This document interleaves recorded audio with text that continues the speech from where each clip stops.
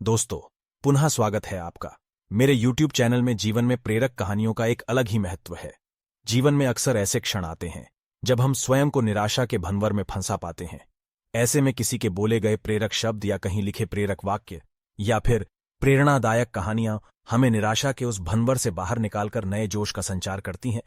तो ऐसे ही आज मैं एक नई प्रेरणादायक कहानी लेकर आया हूं, जिस कहानी का नाम है आखिरी प्रयास। तो बिना आपका समय गवाए कहानी को शुरू करते हैं। एक समय की बात है, एक राज्य में एक प्रतापी राजा राज करता था। एक दिन उसके दरबार में एक विदेशी आगंतुक आया और उसने राजा को एक सुंदर पत्थर उपहार स्वरूप प्रदान किया। राजा वह पत्थर देख बहुत प्रसन्न हुआ।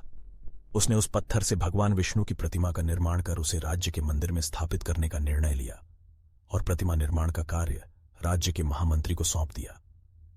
महामंत्री गांव के सर्वश्रेष्ठ मूर्तिकार के पास गया और उसे वह पत्थर देते हुए बोला, महाराज, मंदिर में भगवान विष्णु की प्रतिमा स्थापित करना चाहते हैं। 7 दिवस के भीतर इस पत्थर से भगवान विष्णु की प्रतिमा तैयार कर राजमहल पहुंचा देना। इसके लिए तुम्हें 50 स्वर्ण मुद्राएं दी जाएंगी।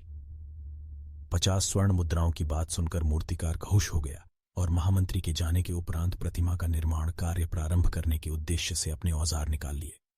अपने औजारों में से उसने एक हथौड़ा लिया और पत्थर तोड़ने के लिए उस पर हथौड़े से वार करने लगा, किंतु पत्थर जस का तस रहा। मूर्तिकार ने हथौड़े के कई बार पत्थर पर किए, किंतु पत्थर नहीं टूटा।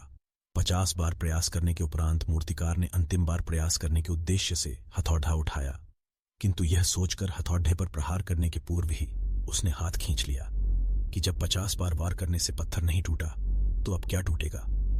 वह पत्थर लेकर वापस महामंत्री के पास गया और उसे यह कह वापस कराया कि इस पत्थर को तोड़ना नामुमकिन है, इसलिए इससे भगवान विष्णु की प्रतिमा नहीं बन सकती।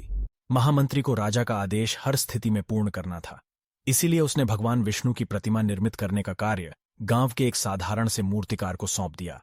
पत्थर लेकर मूर्तिकार ने महामंत्री के सामने ही उस पर हथौड़े से प्रहार किया और वह पत्थर एक बार में ही टूट गया।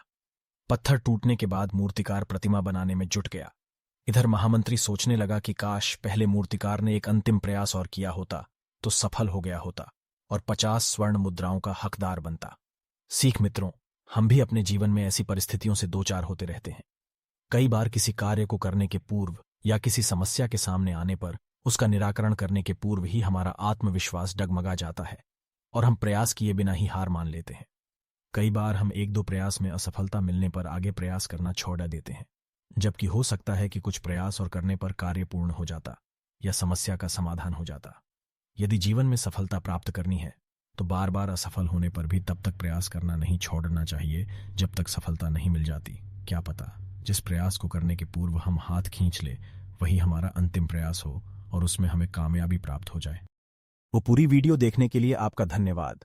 अगर आप लोगों को कहानियां सुनना पसंद है तो आप लोग सही जगह है। यहां पर आपको एक से बढ़कर एक कहानियों का संग्रह मिलता रहेगा।